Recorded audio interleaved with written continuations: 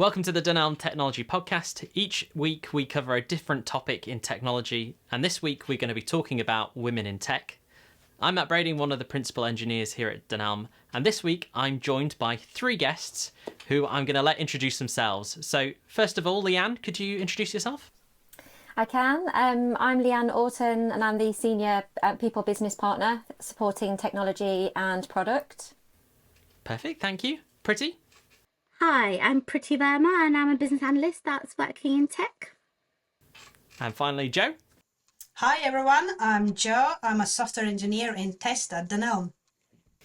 Perfect, thank you all for joining me on the show today. We're going to be talking about women in tech. And to start with, what do you three think are the problems that are facing women in technology? So I'll go first. I think we've got more and more women coming into tech, but we don't have many that are in leadership roles or kind of senior roles. So working within tech, the kind of big landmark roles are kind of held by men still. So when you're looking at where your career should go or could go, you don't have anyone that you can think, oh, that person looks like me. So I can do that too. I guess that's historic, but it's trying to get more women to do those roles or get them into those roles. So actually it'll feed itself and you'll start seeing more women in tech. Yeah, just to resonate what Priti have said as well, I think by not having role models at the top level, and unfortunately there are still some hiring biases happening in companies, and that's something that women are aware of now, and they're trying their best to bypass them, but it's still happening. So I know that there have been a lot of articles out there surrounding this topic, and women doing their best, but also companies should start looking at this as well, why it's happening, and train their internal staff around it, and not just HR, hiring managers as well. And as we know, often hiring managers in these, especially if you go in tech, higher ups would be males, so it's very important to actually train them as well on these areas. And unfortunately, also, I've heard stories from women that they have actually experienced jokes about them made in the teams. They've been excluded from internal banters, and also just by being treated differently because she's a female, and sometimes thinking that she might get offended by a joke, or they just have been excluding them. And these are just a few of the problems I've heard in my tech career that women are facing. And unfortunately, this is why we're still talking about this topic in 2024. Thanks, Joe. Leanne, is that the same sort of problems that you see? Yeah, I mean, as an individual, I don't work physically kind of within a tech environment, but support the tech environment, and so I certainly agree with both Priti and Joe in terms of kind of some of the challenges and perhaps some of the obstacles. So, yeah, far-reaching, I'd say. At the moment, it's about only 26% of women, or the tech industry is only 26% women. What are your thoughts on that? It's where to start, really. I'd say, it doesn't look particularly optimistic when you look at 26% as a statistic. And I think if you look at some other statistics or break them down into even more detail, it's kind of Priti alluded when you look at women at different levels within technology. For me, technology it always has been, but it is a male-dominated environment. You can't say that it's not. At Dunelm, we do have statistically we're marginally better than the 26%. We're at 29%, but there's still a significant amount of work we need to do to balance that gender imbalance, really. But for me, something that I do feel really quite strongly about, and that's whether it's organisations or education settings where, even government in terms of the support that they could be making. But I think there needs to be far more done at such an earlier age. So through STEM, for example, and promoting technology as a career in secondary school, so that it's just more, people are more aware of it at more of a younger age, and they but I think if we were to ask, let's say secondary school children, what technology means to them, I think it would be a very kind of blinkered view. And actually, there's so many different possibilities and opportunities working in technology. And so I think what would certainly help that 26% to increase that is just promoting careers in technology at a much younger age, that the possibilities, it's not necessarily just kind of sitting behind a screen and coding. But for me, yeah, there's a lot we need to do, but that's certainly one thing I think where, as an organisation, Dunelm have started to look into what else we can do there, even if that's more on a kind of local, from a geography perspective in terms of where we're located, but how we can just put ourselves out there and start to make a change and see the difference that we all want to see eventually. So what Dunelm has done, and I had the privilege of, I had my manager approach me a couple of weeks or a month ago now on actually giving a half an hour introduction to a sixth form student, and just to give her about what my days like. And an unfortunate thing was that there was a lot going on, so I showed how busy can it be, but at the same time how rewarding it was. And for me, having that chance to speak with a 15-year-old that I never had, because my background is just, I know how to turn a computer on and off, because I didn't even know what technology was back in the day. It was a long time ago. And have that possibility given to the young generation, I think is very important. And that's what Dunelm has been doing. And I think other companies should do the same, give the opportunity that even if it's 1 week placement or even 1 day, just an insight, what is tech like? And hopefully pair with women in the workplace. Not saying not with men, but I think showing the role model as well is a great opportunity that should be grasped. Some of the things that we could do is get children from secondary school age into our offices and kind of do a hackathon or something with them. Give them like hey, this is what we're trying to do. Let them have their own little teams.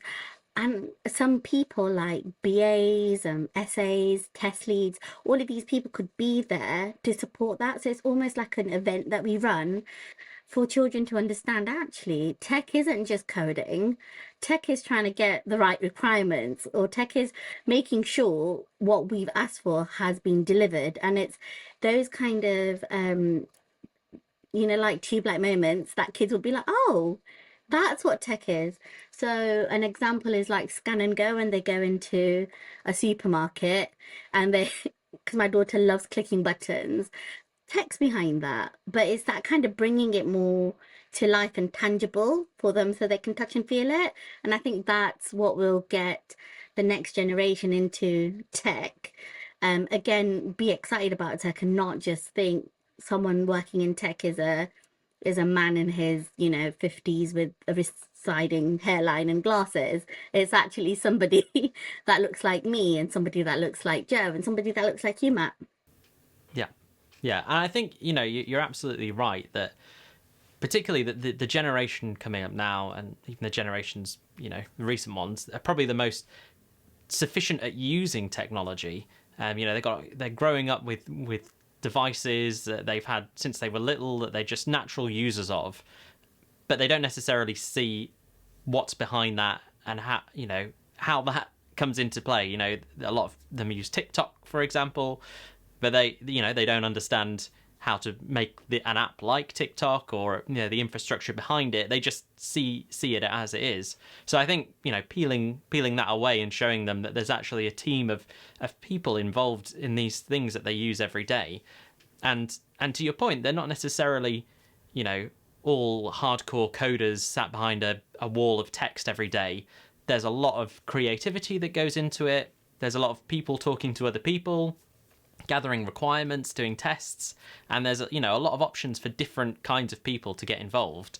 And obviously there will be some coders, and hopefully you'll find women who are interested in the coding just as much as every other area. But I do think that vision, that very intimidating vision that we see from film and TV of hackers there with multiple screens of text, probably puts people off, and actually getting to see the real life version of it exactly to your point, bringing them in for a hackathon, giving them the different roles to try it out, I think it is a really good idea. I think it's a great idea. Yeah. So while we're talking about, things that we can do, what does Dunelm do today to support women in tech?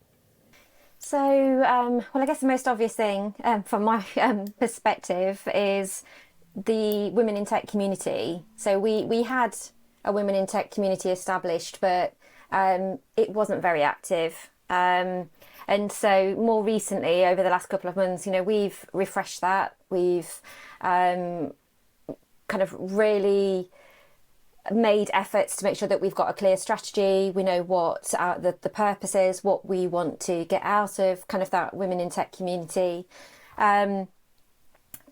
Dunelm more broadly, not just for women in tech, but they also have a gender equality network, which women in tech could quite easily be a member of. But we've made sure that our women in tech initiatives align to the overall gender equality initiatives as well within the business.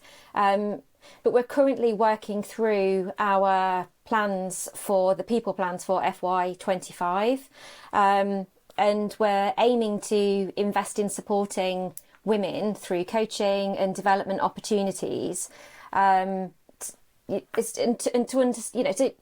give them the confidence and to make them feel that they do belong and that they've got just as many equal opportunities as anyone else within the function. We're also ensuring that all of our practices, so whether that be recruitment or talent, that they're as inclusive as possible. So that's something that we're working through. We've just recently actually kind of refreshed as well our what we call a talent review process, which is where we look at talent across the business. And so specifically for tech, I would work with kind of the leadership team but looking at women in tech for that strong growth potential. So making sure that all things like those processes are as inclusive as possible.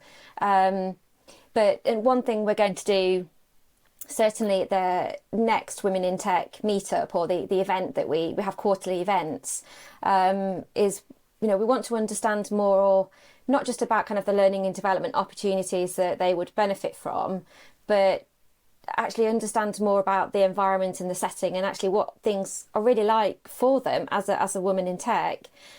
And so it's just as an example, I'm probably going off on a tangent, but, so since April 24, we've had 8 vacancies within tech, senior manager and above, that would be, it could be a sideways move for somebody, or it could be a progression opportunity, a promotion opportunity. And I've done a bit of analysis of the stats, and it was 26 internal applications in total for across these 8 vacancies, and only 4 were from women. And we need to understand why it was only 4 applications out of the 26. Is it the role?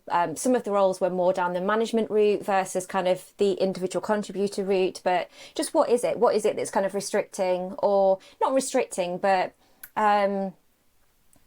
just keeping women away from applying? Because we want to see more of that. We want to see far more of our leadership positions being held by women.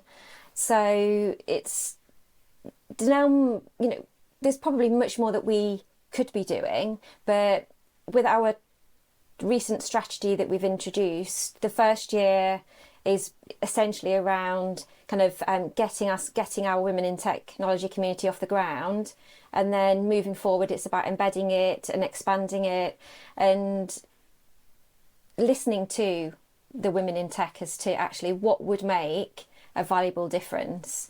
And Jo, Priti, I guess, you've probably got as a woman in tech, you've probably got some more meaningful things to say as well. I will go. So yes, just to expand on the Women in Tech working group that we recently relaunched. I actually was the one that started all of this, if I can say that. Bit of a shout out, part of a backup for myself. And one of the reasons, and thank you. And one of the reasons, to be honest, it was that because previous companies as well that I worked with, I've always been, I've been now in tech 10 years around, and I've obviously been on the ground. I'm the more individual contributor rather than management route. So I've seen it all. And every company that I've been previously have worked with, there's always been women in tech group, but I was never able to kind of either I didn't have the confidence to get involved or confidence to support. And when I came to Dunelm, I didn't even know Women in Tech group existed. It wasn't there, and so feedback I gave back as well. And then when that channel was there, I actually posted a little tumbleweed going on and said, "This is a bit too quiet for me. I'm a person that loves to talk. I love to meet new people. I love to network with people. It's not I can talk to anyone I want to." And I thought there's an opportunity as well, because I didn't have that support when I was going through my career journey. I had a lot of mentors. I had amazing male mentors and everything, but I never had a female, someone to look up to. And I thought, well, maybe it's time that I become that. I've now have enough experience. I'm also feeling confident enough to put myself out there. And I just did that. I ran a couple of workshops, try to understand what do women want out of it, try to bring group in with these amazing Leanne, Priti, Anna and Harj, give a bit of a shout out there as well to our internal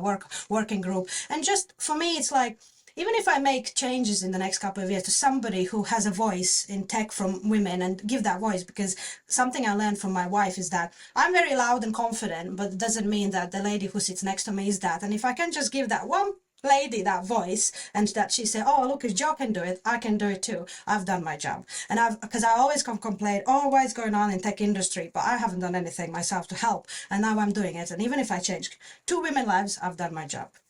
And just to add to that, I think one of the things that Dunelm is doing is giving us that platform to be organic and to grow the women in tech.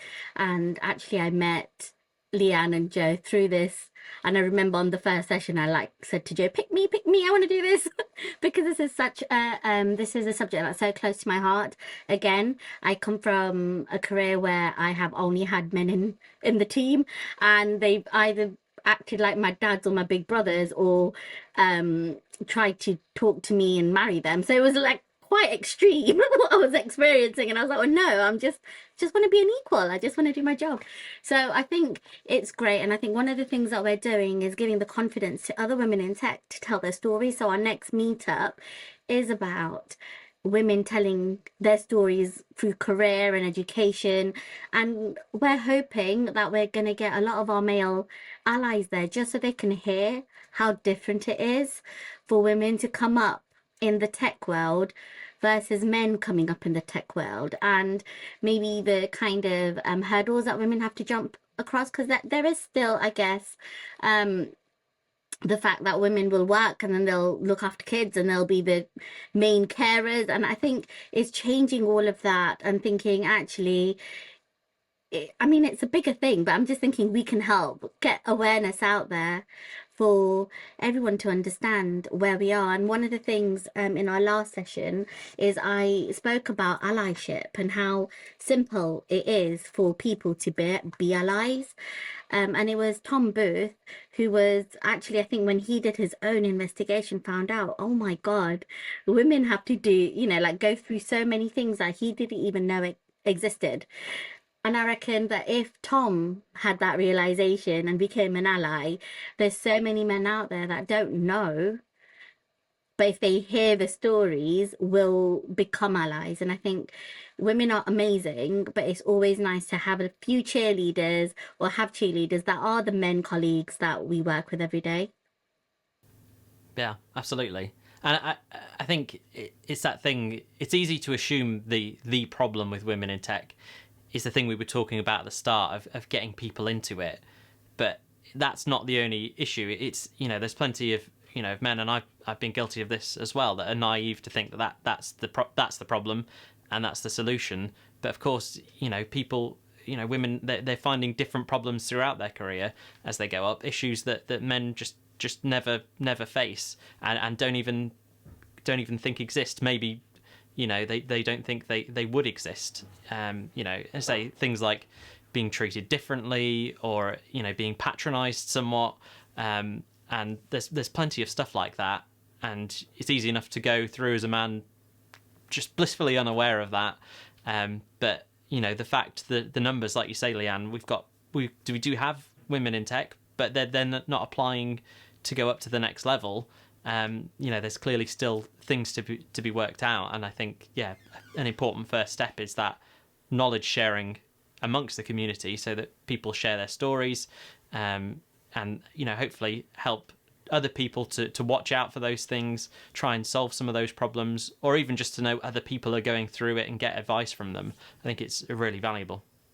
Definitely. And I mean, just touching on something actually that you just said with regards to getting women into tech, for me that's one thing, that's one challenge, that's one obstacle, but actually for the women that are currently working in tech, or then that do get into tech, it's having that sense of belonging, and that they do fit in, that they are as valued, that they are respected. And I can certainly say from a Dunelm perspective, we're trying to raise awareness as much as possible across the business, across technology, of how to be more inclusive, so that everyone feels as though that they belong. So for me, it's it is the challenge of, yes, I'm kind of attracting women into the tech space, but then creating that sense of belonging, and actually, this is the right kind of environment for me. Yeah.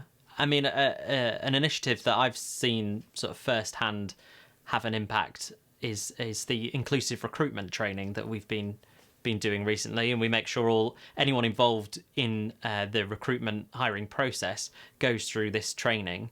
And it's about how do you make your recruitment process inclusive and fair to everyone that applies, because I think it's easy to set out and just look at people's CVs, see who you like the look of, have a chat with them, see if you get on with them, and then offer them the job. But of course, if you go through that route of just having a chat, seeing where it goes, seeing if you get on, you're more likely to hire people who are like you, and fit into what you like, what you're interested in, and you're not actually giving everyone a fair chance. So as an example, one of the things that they say on this training is to make sure that you ask the same set of questions to all the candidates, and score them equally on those questions, rather than seeing where it goes and not having a fair comparison. But there's so much like that just in that one area of recruitment to think about. But I found that really useful, and that of course helps more than just women in tech. It helps all of our D&I initiatives. Yeah, for sure. So there's also organisations out there in the wider industry that are supporting women in tech. Are Dunelm working with any of those organisations? Yeah, so in terms of women in tech, we've partnered with Reed Technology and their Women in Tech community. They provide kind of external mentorship, kind of partnering as such, as well as different development opportunities. And so I think it was Priti that mentioned earlier about having that role model, as a woman in a role within technology. And so if through that partnership with Reed, we are looking to provide that kind of external mentoring opportunity, so that they can progress within their role or within their career. So that's one thing that we've done more recently. We've partnered with She Can Code. So I guess that's more from a recruitment perspective as well, so that we're being more targeted with our kind of efforts to recruit women into technology. And so we've got a great partnership with them. It's relatively new, so that's something that we're trialing. And also in terms of, I guess, early careers, one thing that's just sprung to mind is, when I say early careers, I'm not sure it should be termed early careers, because it can be of women of any age, but that are early within their careers within technology, with an organisation called Code First Girls. So there's a number of different companies that we're working with, and I'm sure there's far more than those three that have just sprung to mind. So again, I guess, Jo, Priti, is there any that you can think of that's probably really obvious and I've not mentioned? So no, I think you've mentioned all the main ones that I know that we work with. And I just think those relationships, I think it was Leanne actually that brought in that relationship with Reed. It's great because that's networking as well. So speaking to people, being part of a network makes everyone feel kind of part of a family. So she can code, they can network with us. And that way we're kind of opening our arms to anyone that wants to join tech. And hopefully advertising Dunelm as a place where we might not have all the answers yet, but we're definitely working towards getting them. When we kicked off the Women in Tech initiative, it was Leanne's idea to reach out all of our vendors and to see how we could partner with them. So we have spoken with Google, GitLab, AWS, and we actually have GitLab representative coming in a couple of weeks' time to give a presentation to early career starters or some women and allies. Obviously, also welcome to something that where it helps and supports. So if you don't know what GitLab is, and it just gives that view and like a training opportunity, and hopefully from there on we can build a relationship, maybe have a workshop in as well, because obviously GitLab is very large and there's so many various things you could do. But again, get the initiative going and have that support, saying that look how exciting this can be. You don't need to be just going because GitLab is used by many people in the, it's not just engineers, SREs and everything, and obviously it's a bit underneath the engineering umbrella, but it's just an exciting place. And another exciting partnership we are building is with AWS. That is we are kicking off, and hopefully we can use them for our lunch and learn sessions that are upcoming for women in tech. We can build that partnership, and also with ladies that launch that AWS have, and I've been to their own events and they already know me. I don't know if it's a good thing, but they already recognize me from some of the events I've been there, making some noise there. So hopefully maybe next year we can have some partnership and having some hackathons as well, where it's very inclusive, because I have been to one of their game days. It was run by ladies that launch, and it was an amazing event. So these are just a couple of them that we hopefully are on our radar, and whoever works for Dunelm and existing ladies as well can take advantage of. That's great. And there's a hackathon coming up soon, isn't there, for the Women in Tech? Yes, She Can Code actually is organizing one, and I know that some of the ladies who are not necessarily into coding are trying their hands. I know our lovely Harj also has tried it herself, and I know that some of the delivery leads are going to be trying there, and it's coming up as well. They'll be joining it. Fantastic. I've been lucky enough to work with a number of women who've transferred into tech, as you say, Leanne, on one of those schemes, both at Dunelm and at previous employers. And I've always sort of found that a really interesting experience to be part of, and helping these people grow in a new career. Often they've had a previous career, and this, tech is new to them, but they bring the experience of their previous work with them. And it's really fulfilling to be involved in helping someone launch this new career and building them up, building those technical skills, but also learning what it's like in technology, and being able to help mentor, because it can at times be quite intimidating, particularly for people who do go down the more software engineering route. That there's an awful lot to learn. Learning to code is very complex, and there's a lot to it. And anyone who transfers to that, it can be daunting. So to come into an organization and see people around you working away, it's often quite hard to feel like you can keep up. So it's quite nice to help mentor in that situation. And sometimes one of the things I often say is actually, no one knows everything. That people feel bad that they're having to go off and Google, and it makes them feel like that they're an imposter because they don't know how to do X, Y, and Z off the top of their head, and they think everyone else does. And that's one of the things I say is no one knows everything. Everyone's Googling every day. Everyone gets stuck. Everyone has to go and ask for help. So don't feel bad for that. And the people that I've worked with that have come on those schemes, they're still going in the tech industry. They're just building up. Many of them have gone on to go from that early career into junior engineers, and then pushing up into mid engineers. So it's nice to see progress there, and to see them continue to build in the tech industry. And it's a faster solution to the problem as well, because if we just look at getting the education into schools and teaching young people, that's going to take a while before it actually has an impact on the industry. Whereas this is a great way of getting women into tech now, and helping to build them up. Can I just add a couple of things to that?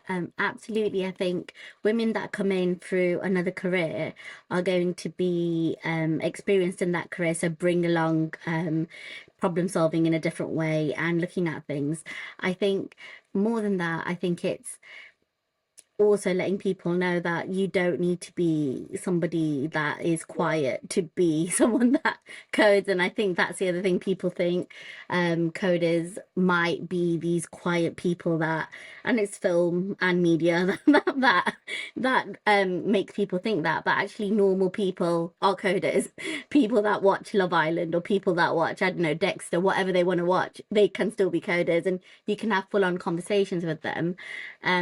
So I think that's really important. So to your point, having someone with a different perspective in a team that might all think one way is really great to shake up that status quo and to look at something.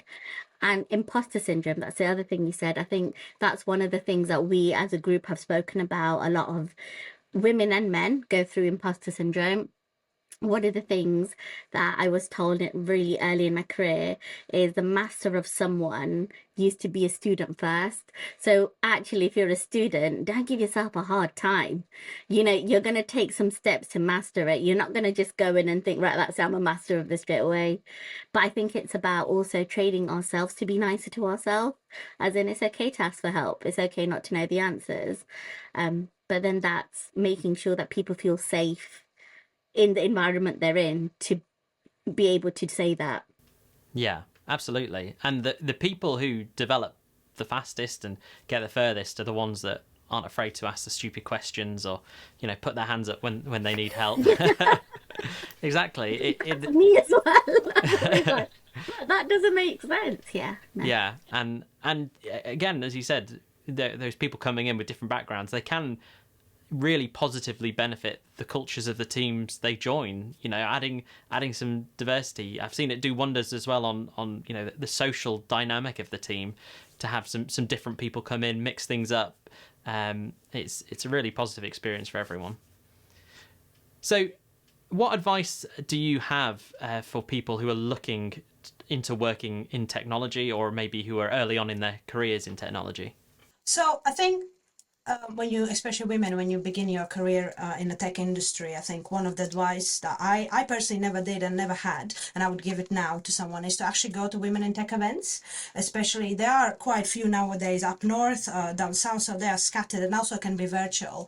And one of them is Women in Business and Tech Expo, which is happening usually in London, and then I think up in Manchester as well, and AWS summits, and I think I'm pretty sure Google also now doing something similar, because these areas provide you, first of all, meeting industry specialists. You can speak with various people there, and also you never know, you might get hired there. I actually suggested my female friend to go to one of this event, and she actually got interviewed by Visa on a spot. So she was a student, I think, just finishing her university, and these opportunities, and you build also offline networks. You create your LinkedIn profile, you build your network, and it's a really great place to start if you're feeling a bit lost or overwhelmed. Obviously, these events are overwhelming if it's your first timer, but you sometimes have to take a risk and just go for it.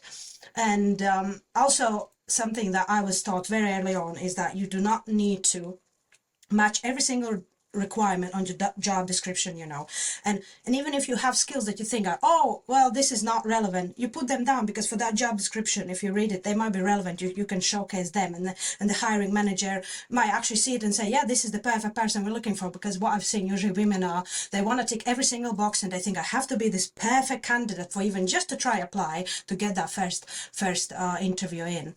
And yeah, and like I said, I think don't be afraid to take a risk on yourself and just put yourself out there. I know it's a scary thing, but sometimes when I doubt myself, I do a superwoman's pose. I puff my chest out, put my hands on, and just take a deep breath, and just remember, you deserve to be there. If you want to have a career, you enjoy learning, it's your place to be. You don't have to prove yourself or anyone else that you deserve to be there. And just And also what I always say nowadays is don't undersell yourself in interviews and ask for a deserving salary that for your skills are. Because I've also seen, and I know from people talking industry, that women often, when they put themselves out there, they value lower than their male peer colleagues. And that's something I think I'm also trying to start advocating. Just if you have the skills, don't be afraid to ask, because you deserve that. Just to add to that, I definitely second the whole power pose thing. If in doubt, power pose your way out, because actually that could give you so much more confidence. But I think if you're new, and if you're starting a career in tech, I think the most important thing I would say to any women is be your organic self. Don't try and change yourself because you're trying to get into a team. So don't undersell, like Joe said, the fact that you like something. You don't need to be that person that fits in and is like everyone else. Like I said in my previous comment, the fact that you're someone that can challenge that status quo and get people thinking differently, that is your power. So I think the biggest thing is you're never going to succeed in what you want to do if you're always spending half of your energy being someone else. Because actually be yourself, because everyone else has taken, right? So that's the first thing out the way. Secondly, absolutely give it your all in that team and ask for help. Don't ever feel that you need to know all the answers. And thirdly, just network with everyone, network with absolutely everyone. Make everyone your friend, because I feel that is that skill set that's gonna give you the little points in your toolbox. It's going to help you approach people and ask questions and be noticed, because you're going to be somebody that's not shy. You're going to be somebody that's actually saying, I don't know the answer to this, so I'm going to come and talk to you about it. Can you tell me? And everyone likes telling you about what they do because they love doing what they do. So I guess that's a way forward. Just be organically yourself and you'll get where you want to get. And what about for any leaders, technology leaders that are listening in? What advice do you have to them to better support women? I would say, rather bolshy, be the change that we all want to see. So don't just talk about it, actually do it. Embrace diversity and what that brings, and take steps to make positive change and to change the landscape. It doesn't have to be anything significant, but marginal gains. Take steps and be the change, essentially, that we all want to see. That's what I would say. That whole point of women will undersell themselves and maybe ask for less money, or if it's a bracket of from here to here, if we look at experience, a man that doesn't have as much will say, I want the top end, but a woman that has 90% might not. Kind of have a think and think, actually, this woman deserves more. Does that make sense? I know that sometimes you're trying to get people in and you've got a budget, but let's be fair with our salaries as well. Just because women don't push it as much doesn't mean that we shouldn't reward them, because actually what will happen in the long run is they'll start feeling dissatisfied if they don't think their peers are getting paid as much as them or getting paid more than them.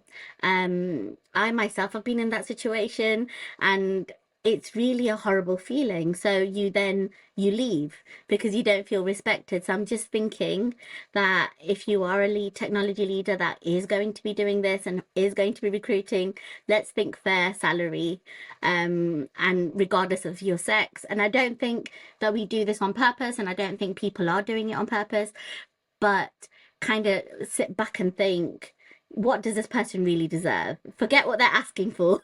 What do they really deserve? And let's go with that. Yeah, and can I just kind of like finish it off and just to resonate what Leanne and Priti have said? I think for me now, by just acknowledging that there's a problem is not enough anymore in my eyes. You do need to have some actionable plan in place, and like Leanne said, just get that feedback in, and try to understand why it's happening. And even with your existing staff, go speak to them, get the feedback and understand. And that's exactly what Dunelm's currently trying to do as well. See your existing staff, because as we know, women in tech actually in a 10, 15 years time, they usually leave the tech careers, and we don't want to get to that part, and we want to tackle that before that even happens and see what's going on there. And also to the leaders, I would say that give opportunities within a company. So if you have someone from, I don't know, a store or something, want to get into that tech, create the opportunity for them. Could it be a shadowing, could it be a work placement, or even a, I don't know, apprenticeship? Because you never know, they might be the next CTO of the company. So give them the chance. You never know. Absolutely. Well, thank you for joining me on the show today. It's been a pleasure talking to the three of you. If you've liked today's episode and you want to hear more, please make sure to subscribe. We'll have notes down in the description below with links to some of the things we've talked about today, and we'll see you soon.